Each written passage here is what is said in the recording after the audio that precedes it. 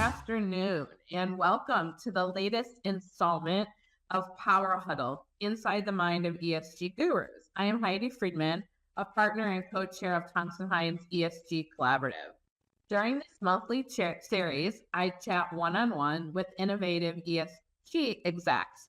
These unscripted discussions will examine how these company execs from various industries are actively paving the way as ESG trendsetters in championing pragmatic ESG strategies to align with business values while building a sustainability framework to advance their company's ESG goals and practices. I am super excited today to have Tara Helms, Director of Sustainability North America at Electrolux Group.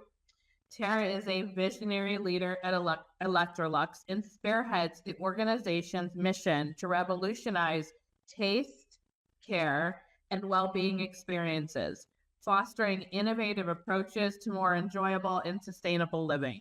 I love my Electrolux product. So Electrolux Group was one of the first 100 companies in the world to set an ambitious climate target approved by Science-Based Targets in 2018. Their second SBTI target was approved at the end of 2023 after achieving their initial target 3 years ahead of plan. And Tara has done amazing things in her 4 years that she has been with Electrolux. So thank you, Tara, for being with us today. Thank you for having me. I'm honored. Thank you.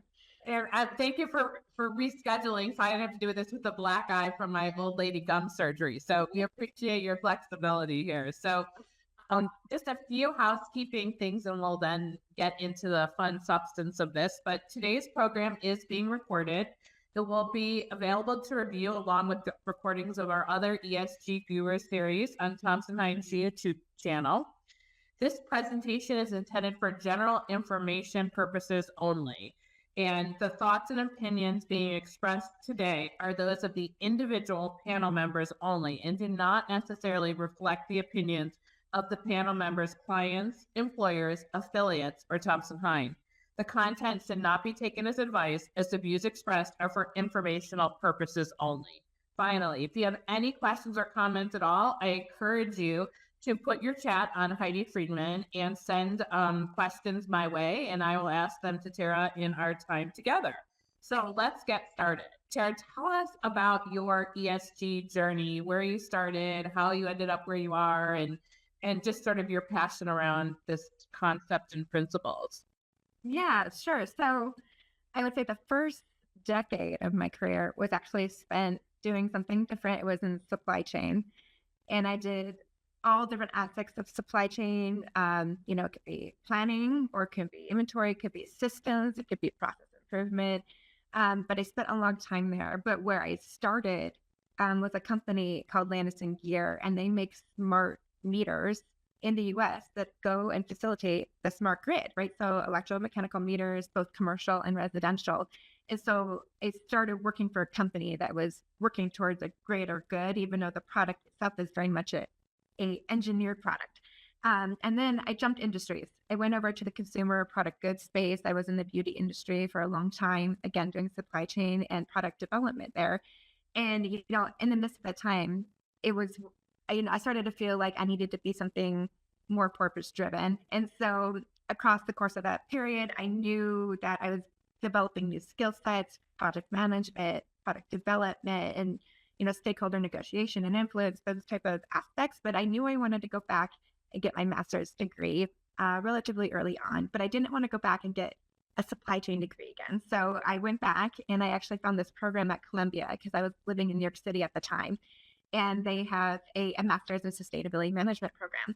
And so I actually went full time, took some time out of the day-to-day, went back, got my degree in a year and a half, and then came out on the other side, going back to the beauty industry, which was interesting, but in a space where I could explore sustainability as it related to products more concretely. And over time, of course, COVID hit, we shifted and we moved to North Carolina, and then Electrolux is based here, and it was the right moment and the right time to join an organization like that and shift my focus completely to sustainability and sustainability leadership at that time. That's great. Well, you were definitely seeing ahead of things when you got your master's, but I personally think your supply chain background must fit in perfectly, because one of the, I think, misconceptions of ESG is it's just based on what your company is doing itself. And obviously, even though scope 3 is not really part of many of the things we're dealing with today, but is on the horizon and is part of certain disclosures, the flow up and flow down is so important. So I'm guessing that was probably like a really great foundation for what you're doing. It was, and not only in the terms of the skill development, but the view. And I think that's what's important is like, how can you set the long-term and the global view to entail all the aspects of where you're driving impact in your value chain? And so you're absolutely right. I think it helps with that setting, coming in and seeing it in a wider space versus in a silo or very specifically narrowly into a brand space or to, much more of a corporate citizenship space. Yeah. Wow. And you guys were one of the first companies to really embrace SBTI, science-based targets, which is a very, for those that might not understand sort of the tenor of that, it is a very complex, challenging thing to achieve. It is, and it's probably from a certification standpoint, one of the most difficult, if not the most difficult. Can you talk a little bit about, what Electrolux did to achieve the first SBTI target and now their second, and just how that process worked for you? Yes, I have to give a lot of credit back here to the teams that have been working with Electrolux and sustainability longer than I have, right? So they actually were in process of doing the science-based targets just before I joined in 2020.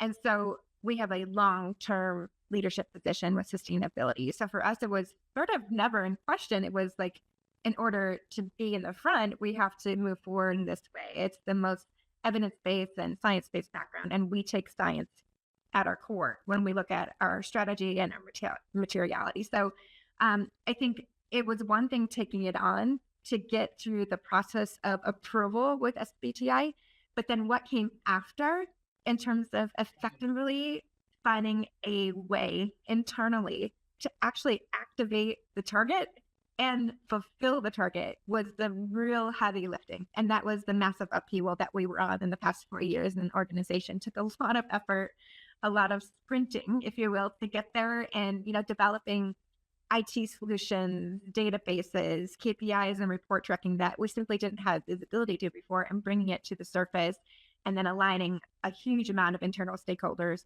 around what that means, the process flows, and getting it into practice. And I think that was the really heavy lifting, is to actually operationalize the science-based target. How are we going to get from what we committed to actualization? And I think that's the biggest point here, is that we were able to achieve our target. Our initial target was set for 2025, and we met it 3 years early simply because we activated it so quickly. Of course, there's this other side to the business where you can't meet your science-based targets unless you're actually doing the actions, right? And so it's not like we were waiting for all of the tools, the data reporting to get us in a position to actually start it. It was simply available to make us, to prove it, right? To say, are we doing the right things?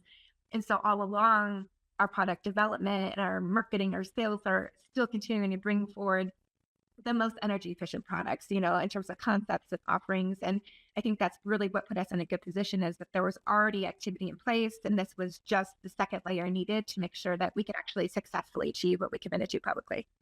Yeah. You're the first one that I've heard of, the first client we've worked with that have met it early, let alone that early. So and this is just one way to be what was reflected and found today, which I'm going to jump to the punchline and the exciting news today, that Electrolux was named one of Time Magazine's within the top 100 most sustainable companies. They did 500, but you guys are in the top 100, which is huge. And we got to chat a little bit earlier. And what's most amazing to me about it is it's based on publicly available information. So this is not like you made a submittal and they picked somebody. This was based on both your transparency and your impact. And can you talk a little bit about what such a designation means to you, and maybe, what do you think was your best practice to help get you guys there, or practices? Yeah, absolutely. And I think this sort of goes back to this long-standing testament of attention to detail and reporting on the transparency level, because we've been listed on the CDP A list for climate for 7 times, and we've been on the Dow Jones for years and years and years. And so it's over time, you don't get a lot of benefit year over year. And it's a lot of time to report and take those into consideration. But it pays off in the end, because it's just groundwork, right? It's the groundwork that you have to do as a company to make sure you're addressing the things that are most critical, that you're being transparent about it, and that it can be even assured, right? The third-party assurance is a critical component of that. But I think having that as a foundational layer is the super most important. And so then it allows you to evolve into the strategy, right? So, and I think the most important thing for us to remember as sustainability professionals is that reporting is a strategy, and vice versa.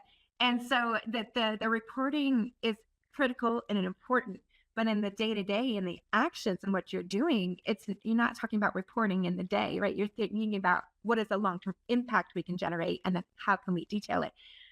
So I think that's helpful in that sense. But I think it's also the things that help us get there, right? Especially in terms of getting the recognition, right? Is doing these public-facing things that are hard, like science-based targets. It's hard to set a target, to be visible about it, and then to achieve it. It's not easy. And so you do have to have a company and a management team that is willing to be with you and move it forward. There has to be a driving force. And so luckily enough, we have that at Electrolux, bar none. And so it's a conversation that makes it easier. But without those, and without the organizational involvement, the internal stakeholder management and dialogue, you wouldn't be able to succeed and achieve. So I think there's an openness and a willingness there to continue and to push forward. And so it's just a testament to the work, honestly, of everybody here at Electrolux is doing sort of the right thing every day. And to you. I'm not going to let you for credit for this, but I will also say, since we do get a chance to work together, I find that you guys are very humble. So you are not, someone who's trying to shout from the rooftops. You're thoughtful about what you're putting in the public, and that's a critical component about it. So I think that obviously a designation like this is even more exceptional with that kind of mindset. Do you want to talk a little bit about that kind of strategy from your company viewpoint? It really is. And I think what's so hard about expressing sustainability leadership is that there is no common standard to do so, right? You could say that we get awarded this and company X gets awarded this, but it's like how you all stack up against each other, that's very difficult to quantify objectively, right? A lot of the reports that we get, to your point, when you submit, are very subjective. And so, it's important to remain objective. And that's, again, at our core, the science-based backing of what we're doing and how we evaluate our strategy. But I think this report is homage to that, right? We've been doing all the right things all along in the background that typically don't get a lot of airtime, but it's there and it's present, and it shows that there's proof in the pudding, right? So we've been doing the right things all along, and it does carry forward. And I have to very proud of Electrolux and what we're able to achieve. And it, quite honestly, sometimes it's easy to see on a day-to-day, you're like, oh, I have to be doing more, I got to be doing more, but we've done so much already. And so it's really important to pay homage to that as well and get the credit where it's due.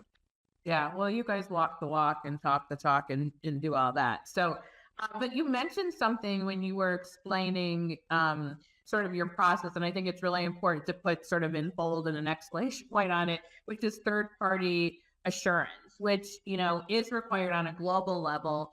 If you have some global reporting or will be, for those reporting next year for CDP and things like that. But can you talk a little bit about why you made the decision to use third-party assurance for ESG related data and how you guys are going about that?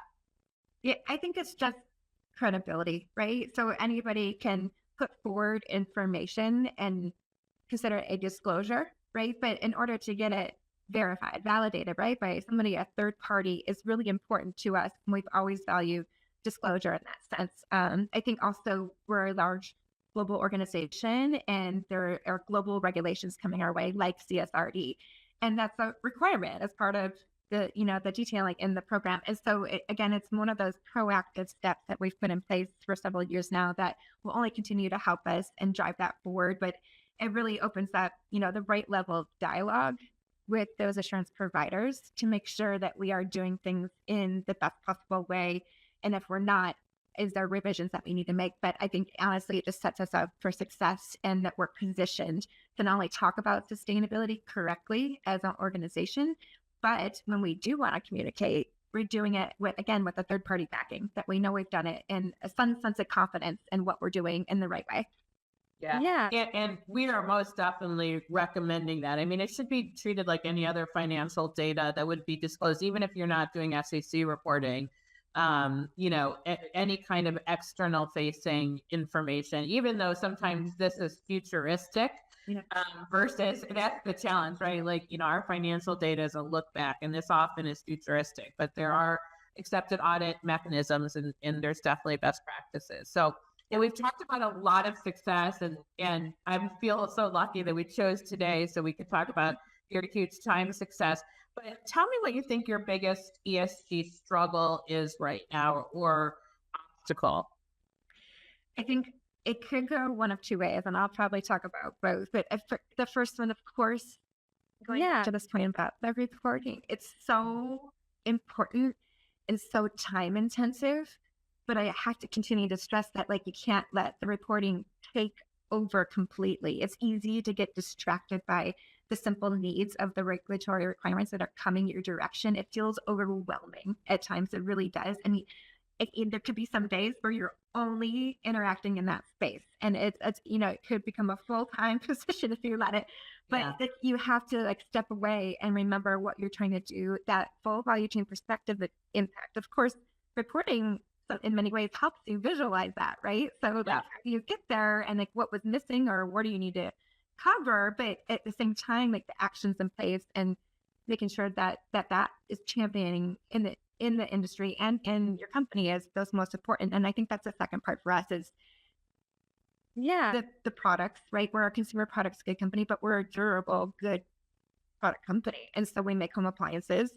They last a very long time in the home, and the products are front and center in terms of our strategy and impact that we generate, right? Because when you buy an appliance, it's in your home for 10 years, and the impact that generates, 85% of the impact is generated in use, in home. It's not production, it's not logistics, it's not materials. And so it's in home, in use, because you're drawing upon energy and water every day, consistently, time again. And it's also this forgotten functionality in the home. So your food is always kept in the refrigerator, nice and easy, right? You don't have to do anything except put it in there and take it out, but it gets constantly running. And so it's this notion that we have to address the products. And I think this is really where we're starting to dig deep and get there, because truthfully, to get to our long-term science-based target by 2050, that's the core of what we have to do. We've been doing amazing things within our own footprint, Scope 1 and Scope 2. We will continue to do those amazing things. At one point, I can see a full detailed page of what it's going to take to get us to the full decarbonization in a time scheduled pathway, year over year, quarter after quarter, and how we're going to do it. That's there, and we just have to actualize it. The product level isn't so easy, right? Because you adapt to consumer trends, and you're on the market, and it's an evolution of innovation in this space. And so you can't plan that out as well, but it's something that needs to be critical and at the forefront while you're addressing everything else in parallel. Yeah, right. So you're really attacking it, starting at the research and design phase there, which is is obviously for consumer goods or product companies, that's definitely a place to start. But you're right, trying to take that all the way to the consumer's home and figuring out that chain is definitely a challenge. But you guys are tackling it well, I think, and being very creative. So, and what do you feel like, in terms of understanding what your stakeholders want you to focus on? I feel like you guys have also been very good at that, and in knowing, how to keep a materiality assessment or I hate the word materiality, prioritization assessment sort of alive and well. What are your views on that? How long should a company rely on a materiality or priority assessment before going back out to their stakeholders to get new data? And what's the kind of process that you think works best? Yeah, that's a good question. I think in today's environment where everything is rapidly evolving across all stakeholder groups, right? Consumers, customers, employees, regulators, investors. It's just the pace of everything ESG and sustainability related is at a level, right, where we haven't seen it before. And so continuing to be on top of that is really important. Now it comes back to this prioritization of resources, right? Do you have the ability to run it every year? And usually probably the answer is on a huge scale to do a full assessment. Maybe, Right. maybe not. It really just depends, but it's more of a modification. Like, are you tuned in to what you mapped out initially? And then are you evolving with your materiality assessment and making changes along the way? I think that's critically important. And then but even, when I turned 4 years ago to now at Electrolux, things are drastically different, even in the marketplace. And so, post-COVID, during COVID, here we are in a completely different place. And so I think it's so critical to redo it every couple of years. I mean, it's really going to depend on industry and sector, but for us, at a minimum every 2 to 3 years, right? And then staying at least I look back on a yearly basis to see, are we on track, or has anything come up that we need to address in the meantime? Yeah, no, we're saying at a max 3 years. And we've had some clients sort of drill down in now do the materiality assessments by business units, and because there could be differences there. And one of the things that I think you guys have had a handle on that I personally think is one of the most challenging questions to answer is when you are a global company and you have so many different business units doing so many different things, and then you have all these reporting obligations. How do you amalgamate? Do you aggregate all that, or do you look at them separately, or what do you do? And can you talk a little bit about how you've been tackling that, and what you're planning to do, especially when it comes to something like CSRD? Yes, the reporting. What I would say is, being a large global multinational, we tend to centralize our reporting as much as possible, that we're reflecting the operations of the business and the commercial activation of the business holistically and at scale, right? And so that's always the group level view. And we don't drill down, like, for instance, our group sustainability report is issued in aggregate. We don't have a North America specific view on that. I know what my contribution is towards all the goals and commitments, but in reality, right, what we're communicating on is that group aggregated picture. And that is extremely helpful. And I would say, especially when we look at the long-term targets that we've set for science-based targets, you have to view, because some regions may outpace each other in terms of different developments at different times. There's going to be a staggering of investments made, and it's going to come down to criticality and your stakeholder engagement, right? Depending on what are the direct needs of your business area at that moment in time, you may not be at the same place as Europe or as Latin America or wherever it may be. And so having the influence of each region as a push and pull mechanism into the centralized group, I think is super important, right? And so oftentimes we are simply just taking what we know we have to achieve and figuring out a way of execution path downward. But many times we're bringing stakeholder needs and driving it up, right? And saying, this is what we need. This is overarching. This needs to be now considered as a priority. So it goes both ways. And I think that only is successful working as a network. And this is tricky. This is complex, right? And so we're across time zones. You're in many different functional areas. Everybody here in sustainability isn't necessarily in a sustainability function. They're built in and integrated into different functional areas. And that's intentional, right? So that we mobilize the business to be more integrated, but it makes it tricky, right? To get everybody's voice heard and to negotiate and to come to consensus. It's tricky, but honestly, it's the beauty of working for a global multinational. Having those perspectives and making sure we're getting to the right place at the right time is the beauty of it all. And then to your point, like, getting recognized for it is even better. Like, it's a lot of work, but we can get there as long as we hold each other's hands and make sure that we're developing the correct levels of communication with forums, and to have these. And sometimes they're really hard conversations to have, right? Sometimes they're really fun conversations to have, but it really just depends on the topic. But like, I think it's just staying connected. No one can act independently, and we all have to have sight lines to where we're going and why. Yeah. You're definitely a glass half full chick. Now I've decided for sure. You're talking about beautiful process, but it also is a tone from the top, which I think you guys most definitely have. And one of the things I just want to emphasize, which is so important, especially we tell clients that are setting these up, is it is not all just a sustainability bubble. It's ops, it's HR, it's EH&S, it's all of these things. And if they're not all at the table, then it's not going to be, you're not going to get anywhere. So I love that you mentioned that. We do have a question, and I think it's a good one. I'm just going to throw it out there. What are you guys doing to ensure your supply chain partners are forced labor free? Yes, so we have a conflict mineral program. So it's the conflict minerals, but then of course it's also addressing supply chain labor in general, right? So we have a workplace policy that does our own internal labor structure. And then what we try to drive forward is that workplace policy gets adopted by our supply base. And of course, that is part and will continue to be part of our disclosures through our ESG report. And going into CSRD, it'll be closer linked to our annual report. And then we have it audited, right? We have findings we have to activate in that space. And that's been longstanding. We've had that for more than a decade or more.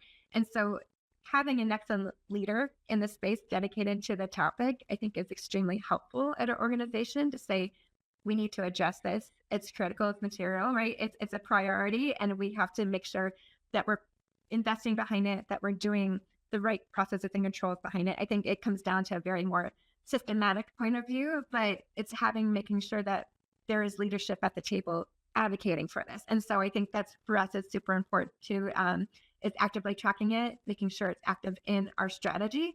And then of course, doing the audits and the disclosures on it helps keep us all accountable towards the commitments.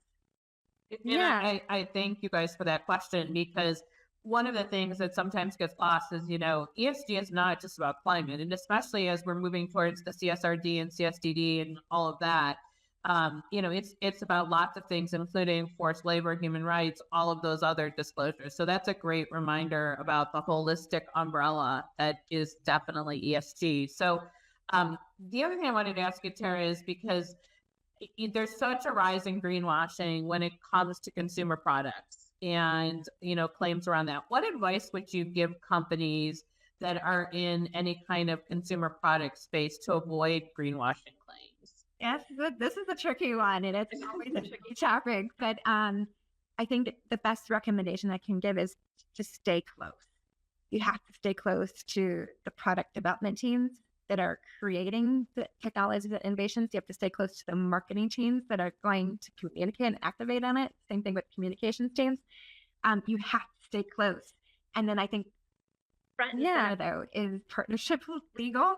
And so, I am partnered at the hip with legal, and we work together very closely and in a very productive way. It has to be a productive relationship. And then I think, so it's super critical to stay close, but it's also just as critical to get points of view. And so it can't just be you in the decision seat saying yes or no, I think this is okay or not. You have to get that second or third or fourth point of view. And so for me, it's internal legal. And then for me, it's even taking it a step further, especially where there's uncertainty. And then we use, Thompson and Hine. We partner externally to get that other point of view to say, this is what we were thinking. This is our reasoning behind it. This is our substantiation. What's your point of view given industry sectors and what we've seen evolving in the space? And so you have to be in tune. You have to stay close, and you have to get other points of view, right? You have to engage your value chain holders along the way to make sure that honestly there's no perfect answer to that question, but you have to be, as proactive as you can in the space. Yeah, and just recognizing that, legal is a piece of the puzzle we love, but at the same time, it's fun to partner with you too, because we can almost never say there's no risk, right? We can't make a perfect recommendation, but we can say is, okay, this is what we've seen. And maybe if you say it a little differently, or you collect data a little differently, this is going to greatly reduce your risk. So it's important to keep a tab on what's going on. It's actually, there's a plethora of cases that, as we're tracking. It'll be interesting to see what the courts do in this space in the short term. So super interesting. I know, exactly. I will say that, like, initially my reaction is the courts have shut down a lot of these things. And so it'll be interesting if that's the path that continues. At least the ones that where, there was the data and not an intent in those types of conclusions. So when you are not spending all your time, Tara, around ESG and sustainability and SBTI and becoming one of the best 100 company in time and all that, what do you like to do in your free time? What time is left? No, I'm kidding. I'm a mom. I have 3 young kids. They consume a lot of my time. They're super fun, but they are very active. And I think the most important thing there is that we like to get outside. And so, especially now at summer break, we're trying to be outdoors as much as possible. A lot of swimming happening at our house. But it's we try to be active with the kids. And then just recently, I've always been very active in terms of yoga and doing different types of classes. And so, it was very difficult with the 3 young ones running around. But now my youngest, she's 4, she's like, can I do it with you? Like, I'm going to pull up the mat. I'm going to do it together. I said, absolutely. And she tries her very best. And it's so darn cute to watch. But she lets me do what I need to do and she participates. So I think it's, I try to just, stay active, stay present for my family. And that's the first and foremost. And then, come and do the daily grind at work. And I love it. You're making the world better for those kiddos in the future. So for sure, way to make an impact. And I love to talk to a fellow yogi. So that's all good. So that concludes today's discussion. This may be one of the quickest 30 minutes I've ever had, but this webinar was recorded and will be available for your review on Thompson Hine's YouTube channel. It will also play later on Thompson Hine Law's podcast.